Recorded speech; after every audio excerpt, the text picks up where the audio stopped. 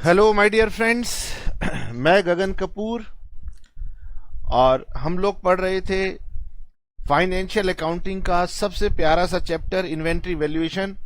और उसमें मैंने आपको फर्स्ट परपेचुअल सिस्टम सिखाया था।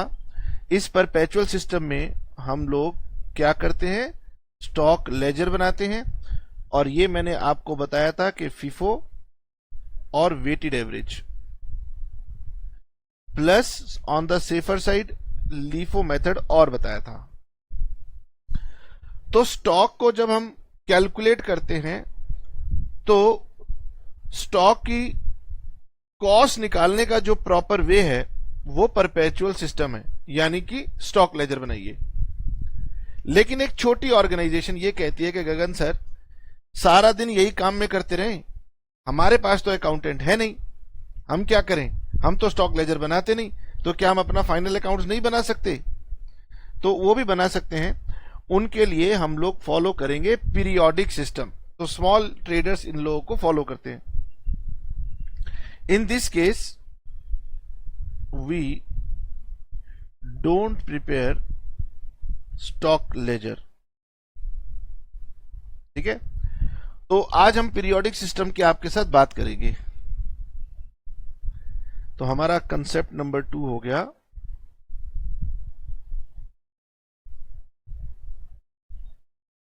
Periodic system.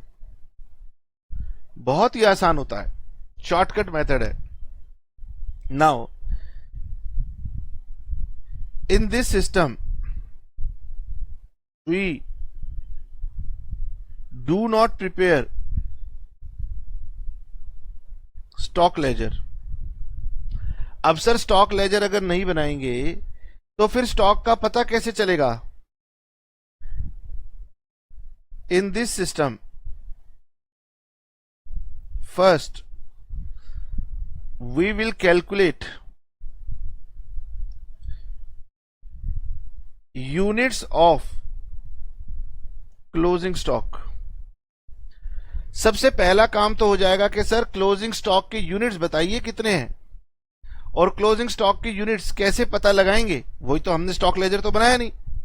तो in this system first we calculate units of closing stock by physical counting. और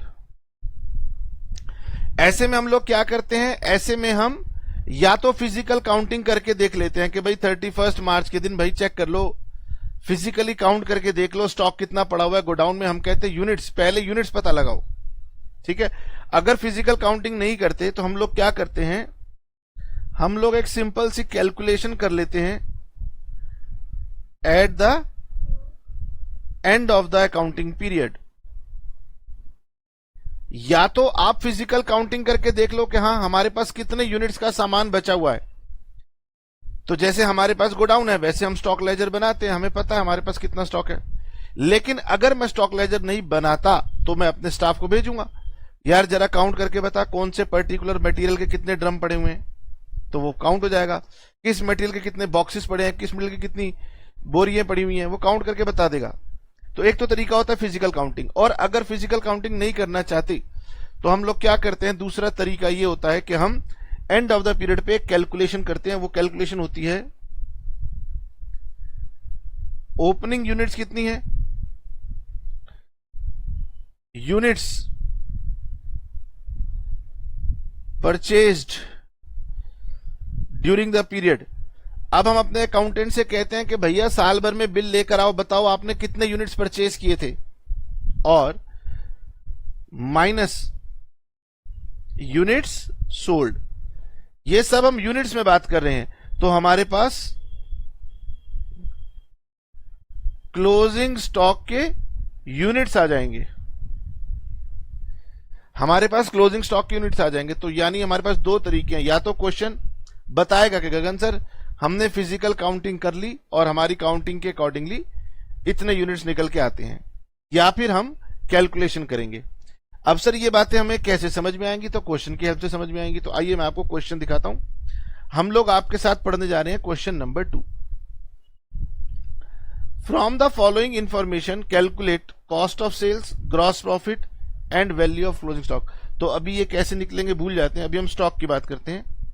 for the month of January according to FIFO LIFO weighted average method, और वो हमें कह रहे हैं 1 जनवरी को ओपनिंग स्टॉक था, 5 जनवरी को परचेज है, 14 को परचेज है, 21 को परचेज है, 23 को परचेज है, और सेल्स के बारे में दिया हुआ ड्यूरिंग जनवरी 2012।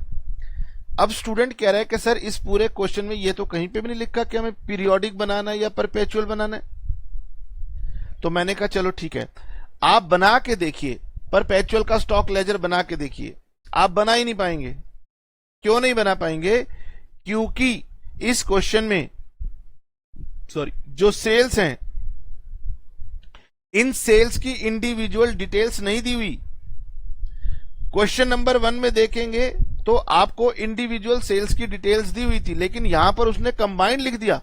वो कह रहा है भाई ड्यूरिंग जनवरी में मैंने इतने यूनिट सेल किए हैं, इतने रुपीस पर सेल किए हैं। मैं कह रहा हूं भाई जनवरी के टोटल मत बताओ, इंडिविजुअली बताओ किस दिन कितने सेल किए थे। वो कह रहे यार गगन वो तो मेरे पास रिकॉर्ड अभी नहीं है, टाइम लगेगा। अगर वो रिकॉर्ड आपके पास नहीं है तो फिर मैं स्टॉक लेजर बना नहीं सकता, क्योंकि स्टॉक लेजर कहता है कि आप जब भी गुड्स की मूवमेंट करेंगे इमीडिएटली स्टॉक लेजर में एंट्री करेंगे। तो मेरे पास डिटेल ही नहीं है, यानी यहां पर क्वेश्चन कुछ नहीं भी कहेगा तो मुझे पीरियोडिक मेथड लगाना है। पीरियोडिक मेथड कहता है गगन ये बताओ क्लोजिंग स्टॉक के यूनिट्स कितने हैं। मैंने कहा भाई उसके लिए तो फिजिकल काउंटिंग करके आओ। वो कह रहे गगन फिजिकल काउंटिंग तो हमने की नहीं है। तो मैंने कहा फिर कैलकुलेशन करो। आइए जी कैलकुलेशन करेंगे। Step number 1, opening stock plus units purchased minus unit sold. तो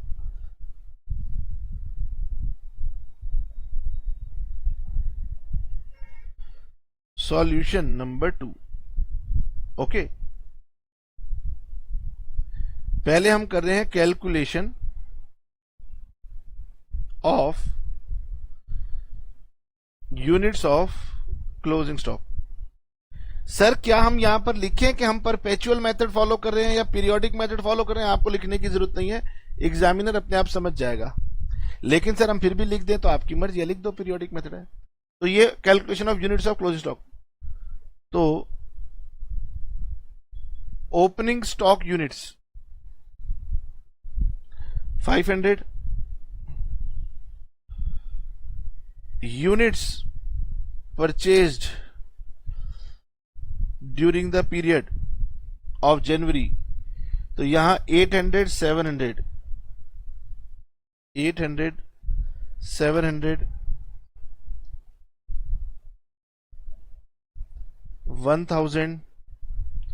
1500, तो ये हो गया 3000 यूनिट्स। तो ये प्लस कर दो, ओपनिंग में यूनिट्स थे और ये यूनिट्स हमने परचेज किए थे तो मेरे यूनिट्स बढ़ गए, minus units sold during the period 2900। यहां पर हम स्टॉक 1 मंथ पे निकाल रहे हैं तो इसीलिए यहां पर पीरियड मंथली है। हो सकता है हम स्टॉक क्वार्टरली निकाल रहे हो, हाफ ईयरली निकाल रहे हो, एनुअली निकाल रहे हो, तो पीरियड के अंदर आप जो भी आपका पीरियड है वो लिख देना, ठीक है, ड्यूरिंग द पीरियड। ओके, तो सर हमारे पास क्लोजिंग स्टॉक के यूनिट्स ये बच गए 600 यूनिट्स। अब इसकी वैल्यूएशन करनी है तो पहले हम लेंगे first in first out method. बताइए first in first out method क्या कहता था? First in first out method कहता था units purchased first are always issued first. जो यूनिट्स आपने पहले परचेज किए वही यूनिट्स आपने पहले इशू किए।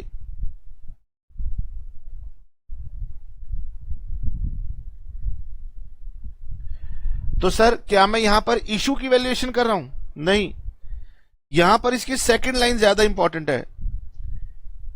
Therefore stock comprises, therefore stock comprises of latest purchased goods. इसका मतलब आपको समझाने की कोशिश करता हूं, सॉल्यूशन बनाने से पहले बताता हूं आपको। मान लीजिए ये मेरी परचेजेज हैं, ठीक है, सीक्वेंस में चल रही हैं। तो जो मैंने सेल्स किया होगा, ये मेथड कहता है गगन पहले पुराने वाले यूनिट सेल किए होंगे, फिर अगले वाले यूनिट सेल किए होंगे। तो जब हम परपेचुअल मेथड बनाते हैं तो हम इशू कॉलम में इसके अकॉर्डिंगली वैल्यू डालते हैं, लेकिन यहां पर हम स्टॉक की कैलकुलेशन कर रहे हैं, क्योंकि पुराने वाले गुड्स तो आपने सेल कर दिए होंगे, तो आपके स्टॉक में कौन से बचे होंगे, आखिरी वाले। तो अब मैं जब स्टॉक की वैल्यूएशन करूंगा तो मैं नीचे से देखूंगा।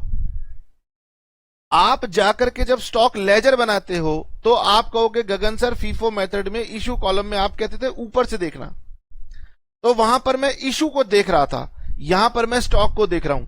First in first out method कहता है गगन जो पहले आया वो बिक चुका है, तो स्टॉक कौन सा बचा हुआ है, जो सबसे आखिरी में आया होगा वो स्टॉक में बच गया होगा। तो इसका मतलब ये हुआ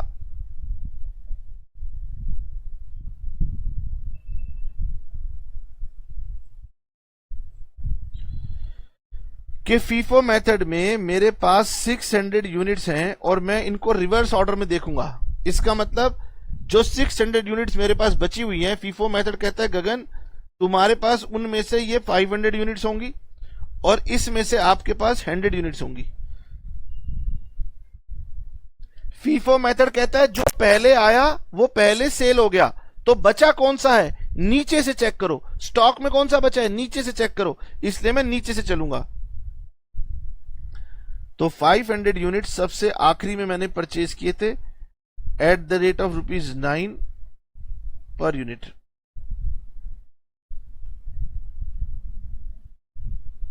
$4,500 और 100 यूनिट्स उससे ऊपर वाले जो थे, अब सेकंड नंबर पे जो थे वो ₹10 वाले थे, ₹10 पर यूनिट, ये हो गया 1000, 5500। ये फीफो मेथड से हो गया। Second LIFO method, units purchased recently were issued first and therefore stock always comprises of। अब ये मेथड कहता है जो आखिरी में खरीदा वो पहले इशू किया, तो बच कौन सा क्या होगा, सबसे पुराने वाला, comprises of oldest goods. FIFO method कहता है नीचे वाला तो तुमने बेच दिया, तो स्टॉक में क्या बचा, ऊपर वाला, तो अब मैं ऊपर से चलूंगा। तो मेरे पास 600 यूनिट जो बचेंगे, 500 तो ये बचेंगे और 100 ये वाले बचेंगे।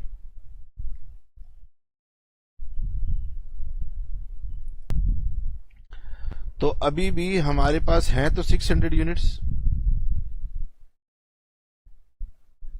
पर इनकी वैल्यू निकलेगी, सबसे पुरानी वाले गुड्स जो थे वो थे 500 यूनिट्स एट द रेट ₹8, 4000, और 100 units at the rate of ₹9, 4900।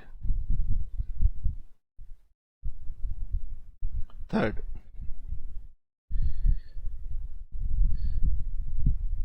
Weighted average method, weighted average method, okay. Weighted average method में हम लेंगे quantity into rate is equal to amount.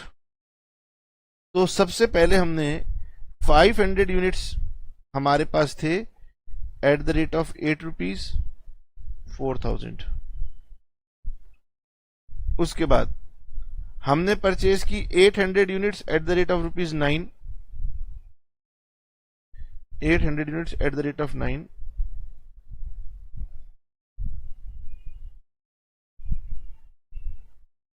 700 into 9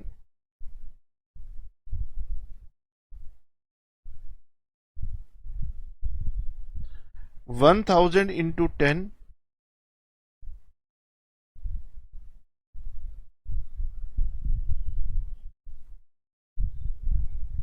और 500 units at the rate of 9।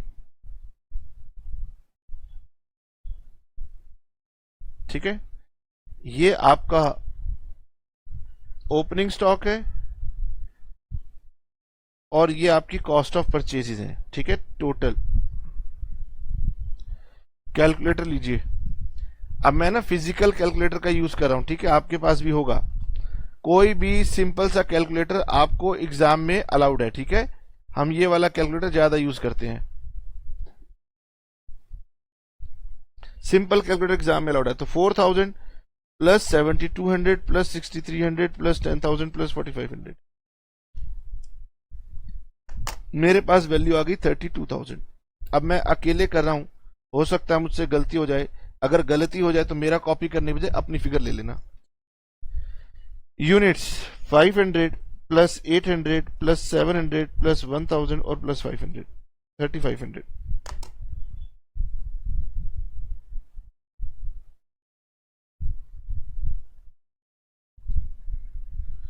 Weighted average cost per unit is equal to total amount upon total quantity.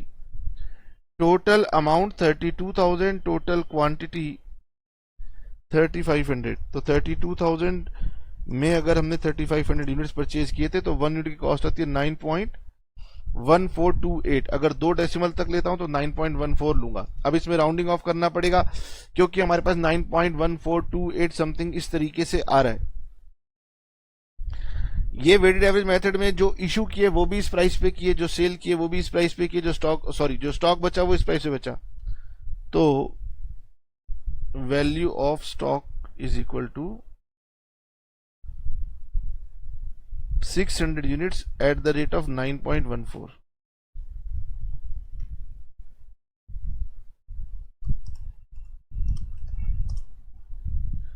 $5,484। अब लिखना पड़ेगा approx क्योंकि हमने इसमें राउंडिंग ऑफ कर रखी है। ठीक है, तो हमने आपको बताया पीरियोडिक मेथड में जो स्टॉक बचेगा, फीफो में बचेगा लास्ट वाले गुड्स का, लीफो में बचेगा पुराने वाले गुड्स का, और वेटेड एवरेज में कैसे करेंगे हमने आपको बता दिया। ठीक है, अब हम नेक्स्ट कंसेप्ट के ऊपर आते हैं, concept number 3।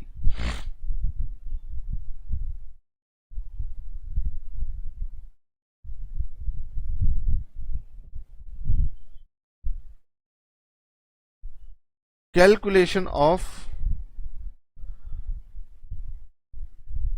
Cost of goods sold and gross profit. मुझे बताएंगे, आपने ये बात बचपन में पढ़ रखी है, कॉस्ट ऑफ गुड्स सोल्ड क्या होता है, तो आप क्लास 11th में भी पढ़ते हैं, कॉलेज के सेमेस्टर 1 में भी आप पढ़ेंगे। तो कॉस्ट ऑफ गुड्स सोल्ड होता है opening stock plus purchases plus direct expenses minus closing stock. अच्छा, एक तो ये वाला फॉर्मूला हो गया, और दूसरा फॉर्मूला मुझे बताओ जरा, ग्रॉस प्रॉफिट हम कैसे निकालते हैं। सर ग्रॉस प्रॉफिट होता है नेट सेल्स माइनस COGS, जो ऊपर इक्वेशन नंबर 1 में आ रहा है। जनरली आप देखेंगे वैल्यूएशन ऑफ इन्वेंट्री में आपको डायरेक्ट एक्सपेंसेस मिलने नहीं वाले। ठीक है, तो हम फॉर्मूला क्या यूज करेंगे, opening stock plus purchases minus closing stock. तो पहले हम लिखते हैं first in first out method से। Number 1 first in first out, COGS opening stock plus net purchases minus closing stock. अब ओपनिंग स्टॉक था 500 units at the rate of 8 rupees. ठीक है, या आप इन दोनों का कंबाइंड टोटल आप यहां से ले सकते हो। क्योंकि मैंने वेटेड एवरेज कॉस्ट मेथड में, ये देखिए, ये रहा ओपनिंग स्टॉक और ये रहा परचेजेस, तो 32,000 रुपीज ये आ रहा है, ये हमारे पास पहले से ही कैलकुलेटेड है। तो क्या मैं यहां पर 32,000 लिख दूं? सर ऐसे हम डिटेल में करते हैं, कोई बात नहीं, तो डिटेल में कर लो। ओपनिंग स्टॉक था 500 इंटू 8, ओपनिंग स्टॉक था 4,000 प्लस परचेजेस की वैल्यू फाइंड आउट करते हैं। चलिए,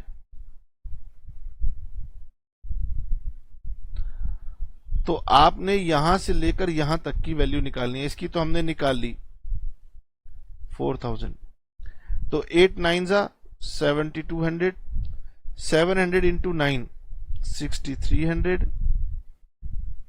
10,000 और 4500। तो cost of purchase 7200, 6300, 10,000, 4500, 28,000।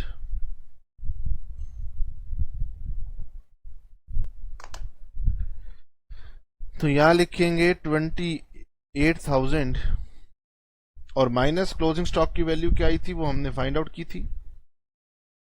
First in first out में आई थी 5500। ठीक है, ये हमने ऊपर से देखी है। 32,000 माइनस 5500, तो आई थिंक 26,500 आएगा COGS. Gross profit, net sales minus COGS. Sales थी 2900 units at the rate of 17 rupees और सीओजीएस था 26,500। अब मैं वर्चुअल कैलकुलेटर खोल लूं। 2900 into 17 rupees minus 26,500, 22,800।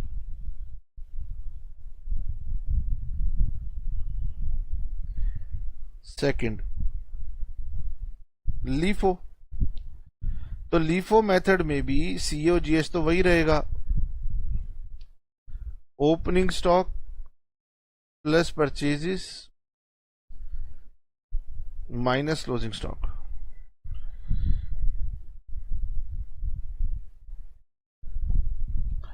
Opening stock 4,000, purchases 28,000 minus closing stock. तो क्लोजिंग स्टॉक की वैल्यू लीफो में अलग आई होगी 4,900।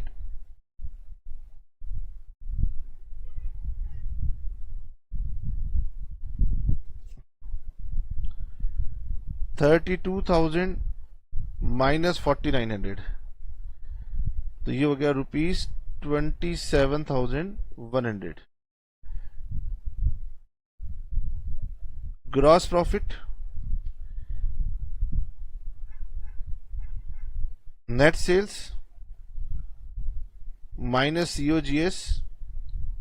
नेट सेल्स वही 2900 into 17 minus 27,100।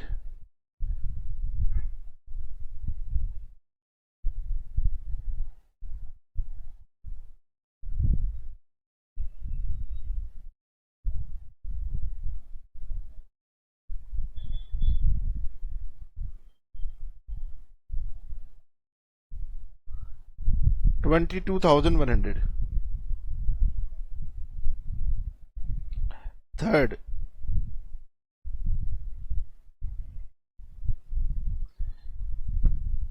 Weighted average method. Opening stock plus purchases minus closing stock. Opening stock 4,000, purchases 28,000 और closing stock की value आई थी 5,484। ठीक है, वेटेड एवरेज कॉस्ट में 5,484।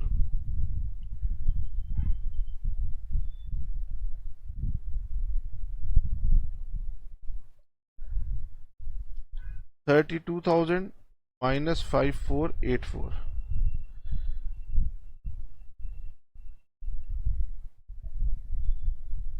26,516। तो ये हमारी COGS हो गई। Now gross profit, net sales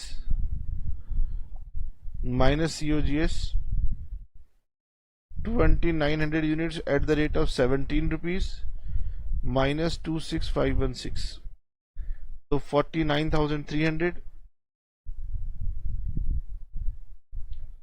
minus 26,516,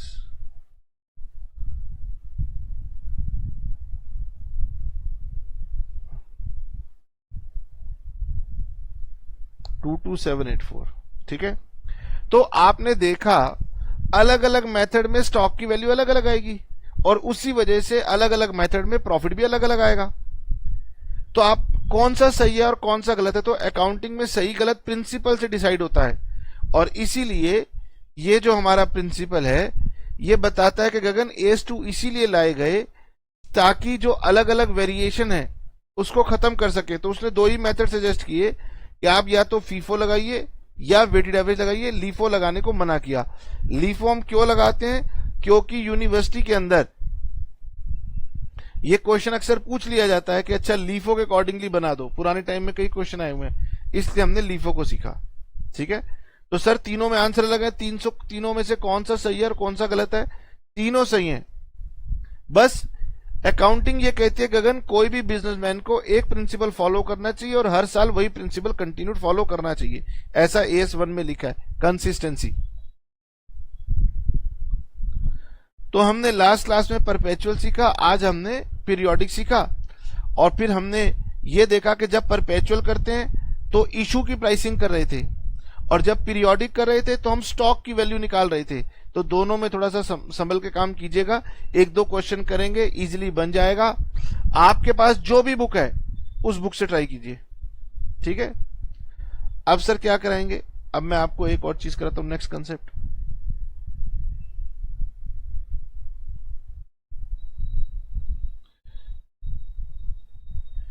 value of closing stock is equal to lower of cost और नेट रियलाइजेबल वैल्यू। कॉस्ट को कैलकुलेट कीजिए, NRV को कैलकुलेट कीजिए और इन दोनों में से जो लोअर होगी वही आपकी वैल्यू ऑफ क्लोजिंग स्टॉक बनेगी। आपको याद दिलाता हूं कि ये ट्रायल बैलेंस दिया हुआ है, debit credit debit credit debit credit, और नीचे एडिशनल इंफॉर्मेशन दी होती थी, cost of stock 50,000, net realisable value is 49,000। दो वैल्यू दी हैं। नॉर्मली क्वेश्चन में एक ही वैल्यू दी हुई होती है, स्टूडेंट को वही डालने की आदत पड़ जाती है, लेकिन कंसेप्ट ये कहता है कि गगन जब भी ट्रेडिंग अकाउंट बनाएंगे तो वहां पर जो वैल्यू लिखी जाती है क्लोजिंग स्टॉक की क्रेडिट साइड में, वो कॉस्ट और NRV which ever is lower होती है। सर कॉस्ट कैसे निकाली जाती है, तो बेटे कॉस्ट के बारे में तो ये पूरा चैप्टर मैंने आपको पढ़ा दिया। Calculation of cost of inventory, perpetual लगाओ पीरियोडिक लगाओ, तो परपेचुअल पीरियोडिक से आपको क्या मिलेगी, कॉस्ट मिलेगी, लेकिन ट्रेडिंग अकाउंट में जो वैल्यू जाएगी वो कॉस्ट और NRV which ever is lower है वो जाती है।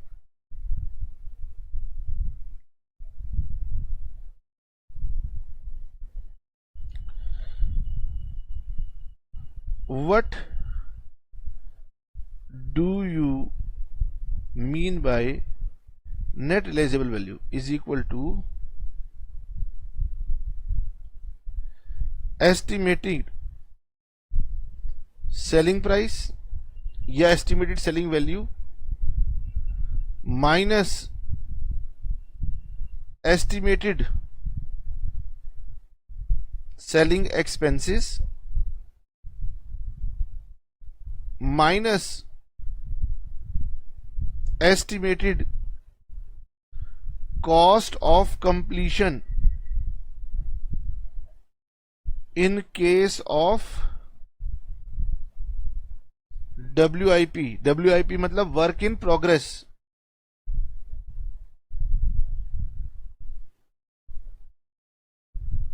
इसका मतलब गुड्स अंडर प्रोग्रेस कहिए या अंडर प्रोसेस कहिए.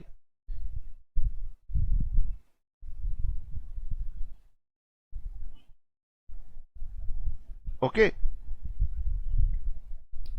तो इसमें से ये दोनों आइटम माइनस करते हैं तो एनआरवी बचता है. सर ये तो टेक्निकल भाषा हुई, हमें सरल भाषा में बताइए. सरल भाषा में मतलब ये है कि सपोज आपके पास एक फ्लैट है और आप वो कहते हैं गगन सर इस फ्लैट की मार्केट वैल्यू 50 लाख है. इसका मतलब ये बाजार में 50 लाख का सेल हो सकता है, लेकिन ग्राहक कहां से लाएंगे? कस्टमर तो किसी ना किसी एजेंट के थ्रू आएगा और एजेंट आपसे कहता है गगन मैं 1% कमीशन लूंगा. तो इसका मतलब 50,000 रुपीज एजेंट कहता है मैं सेल करने की कमीशन लूंगा.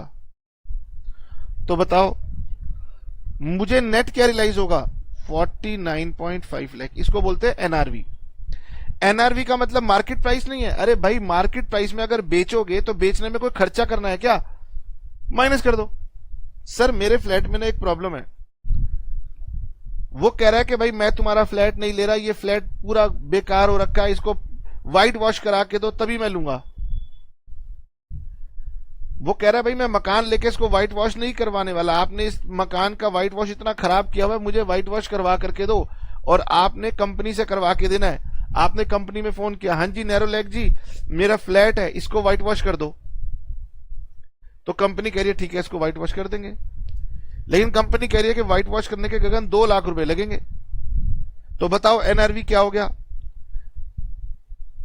एनआरवी का मतलब हो गया जो भी उसकी मार्केट प्राइस है माइनस सेलिंग एक्सपेंसेस, कमीशन लगेगी. और अगर आपने फ्लैट को बेचने के लिए कोई खर्चा करना पड़ेगा तो वो भी माइनस करो, तो आपकी नेट रियलाइजेबल वैल्यू इस केस में 48.5 लाख हो जाएगी. तो सबसे पहली बात, net realisable value market value नहीं होती. दूसरी बात, नेट रियलाइजेबल वैल्यू जो होती है वो ये होती है कि जो आपको कोई खर्चे फ्यूचर में होने हैं सेल करने के लिए, उनको माइनस कर लो. तो ये मैंने समझाने की कोशिश की. आप क्वेश्चन पढ़ेंगे इजीली समझ में आएगी, कोई घबराने की बात नहीं है.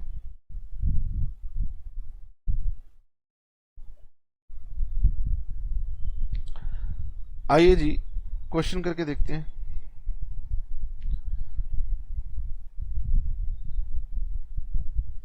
ये देखिए, Surekha limited deals in 3 products PQR which are neither similar nor interchangeable. ठीक है, सिमिलर और इंटरचेंजेबल की क्या कहानी होती है वो बाद में देखेंगे. At the end of the financial year cost and net realisable value of the stock is given below. Sir यहां कॉस्ट के साथ हिस्टोरिकल लिखा है, तो हमारी अकाउंटिंग होती ही हिस्टोरिकल है, तो कॉस्ट भी हिस्टोरिकल ही होती है, कभी भी फ्यूचरिस्टिक नहीं होती. कॉस्ट और net realisable value given below. This is cost, this is net realisable value. Find out value of stock. तो वैल्यू ऑफ स्टॉक होती है लोअर ऑफ कॉस्ट और नेट रियलाइजेबल वैल्यू. तो दोनों में से आपने लेना है लोअर. तो आप यहां लेंगे, पहले आप लिखेंगे concept, value of stock is lower of cost और एनआरवी. क्वेश्चन में सीधा सीधा दिया हुआ है, कॉस्ट भी दी हुई है, एनआरवी भी दिया हुआ है. तो मेरी वैल्यू में क्या आएगा? जो दोनों में से लोअर होगा. 3 आइटम दी हुई हैं, P, Q और R. 38, 29 और 17. 38, 29 और 17. 42, 26 एंड 24. तो आपने लेनी है विच एवर इज लोअर. तो P के केस में लोअर है 38, है ना, और Q के केस में लोअर है 26, और R के केस में 17 और 24. तो लोअर है 17. तो 8 and 6 14, 14 and 7 21, 2 3 and 2 5, 5 and 2 7 and 1 8, 81 lakhs। Sir cost कितनी थी बेटे? हमने टोटल कॉस्ट और टोटल एनआरवी नहीं देखा, हमने इंडिविजुअल बेसिस पे चेक किया है। टोटल बेसिस पे मत चेक करना, जैसे इंडिविजुअल बेसिस पे दिया है तो इंडिविजुअल बेसिस पे चेक करेंगे, ठीक है। अब हो सकता है आप इसको टोटल कर दो,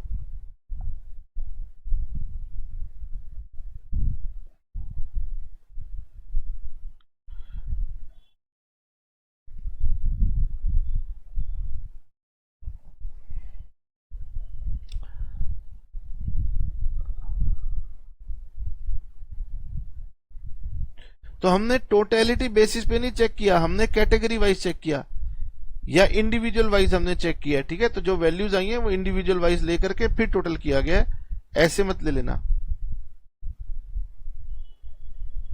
आंसर इज 81 lakhs, ठीक है। अब देखो कॉस्ट और NRV which ever is lower, ये लगाना तो बहुत आसान था, लेकिन सर अगर एनआरवी निकालनी पड़े तो कैसे निकालेंगे? How to calculate NRV? तो ये इसके ऊपर भी एक क्वेश्चन है हमारे पास।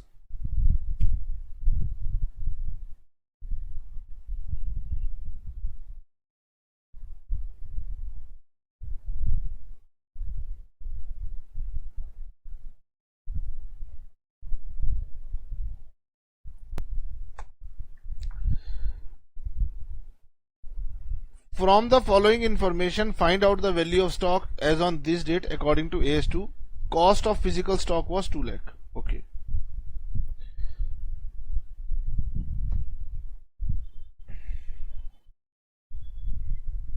Question number 6. Cost of physical stock was 2 lakh. ठीक है, आपने फिजिकल स्टॉक टेकिंग की और कॉस्ट कैलकुलेट कर ली 2 lakh. Cost of stock held as consignee 40,000. Note.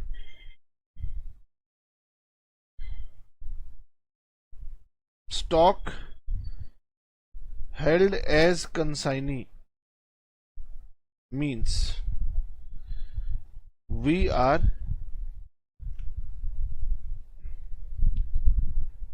not the owner of the stock and we are holding it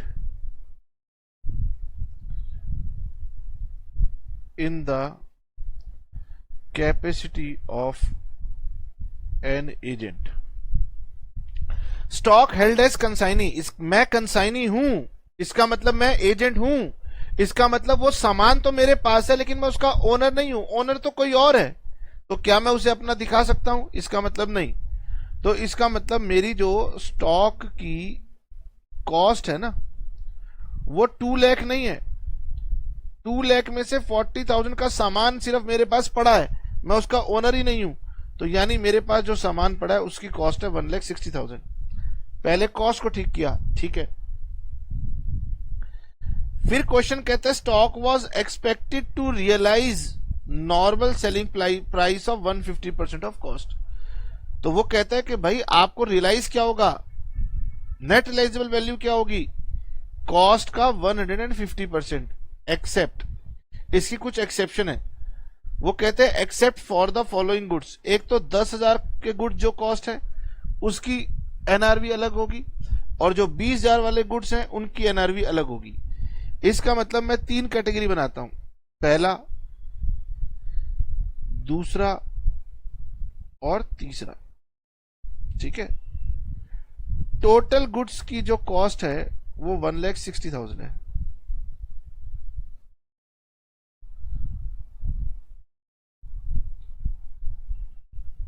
जिसमें से 20,000 और 10,000 अलग हैं, बाकी बच गए 130, ये नॉर्मल है, ठीक है। अगर ए को छोड़ दो, बी को छोड़ दो, तो बाकी जो गुड्स हैं वो एक्सपेक्टेड टू रियलाइज है 150% ऑफ कॉस्ट। तो इसकी एनआरवी, इसकी तो एनआरवी सीधी सीधी हो जाएगी 150% ऑफ 130, 1,95,000 वैल्यू हो जाएगी which ever is lower.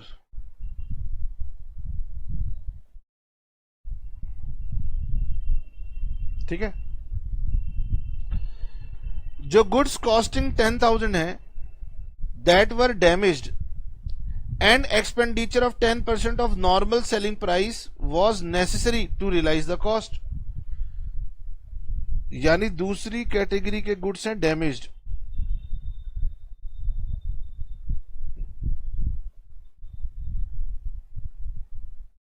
Working notes, working note number 1, calculation of NRV of damage goods, estimated selling price minus estimated cost या एक्सपेंसेस।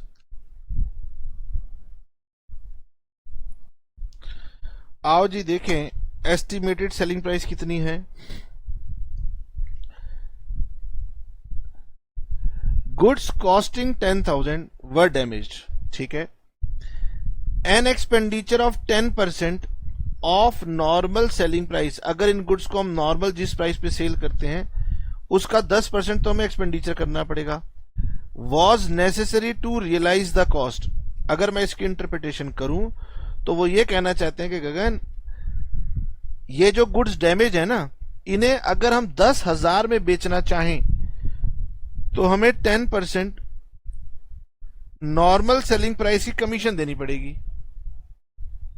और क्वेश्चन कह रहा था कि गगन अगर ये नॉर्मल गुड्स होते तो इसका नॉर्मल सेलिंग प्राइस होता 150% ऑफ कॉस्ट। तो इसका मतलब है मैं ये कह सकता हूं this is normal selling price 150% of cost, और उसका 10% आपको कमीशन देनी पड़ेगी, तब जाके 10,000 आप रिकवर कर पाओगे। तो यानी इस डैमेज गुड्स की सेलिंग प्राइस 10,000 है, वो भी तब जब आप 1,500 रुपीज का खर्चा करोगे, यानी ये हो गया 8,500। लैंग्वेज को पढ़िए, मेरी कैलकुलेशन को देखिए और बताइए कि आपको बात समझ में आई या नहीं आई। हम दोनों में से लोअर 8,500 लेंगे। ये है क्वेश्चन की लैंग्वेज। थर्ड, जो 20,000 कॉस्ट वाले गुड्स हैं वर डैमेज्ड बियॉन्ड रिपेयर, तो सर इसमें तो रिपेयर भी पॉसिबल नहीं है। And were expected to realise 5,000, तो यहां पर एनआरवी सीधी सीधी बताई गई है 5,000। तो ये गुड्स जो हैं, ये गुड्स हैं डैमेज्ड बियॉन्ड रिपेयर। तो जो 20,000 के गुड्स हैं ये बियॉन्ड रिपेयर डैमेज हो चुके हैं और they are expected to realise 5,000, यानी इनका सीधा सीधा एनआरवी हमें दिया हुआ है, निकालने की जरूरत नहीं है। तो ये विच एवर इज लोअर, तो टोटल वैल्यू हो गई 1,43,500।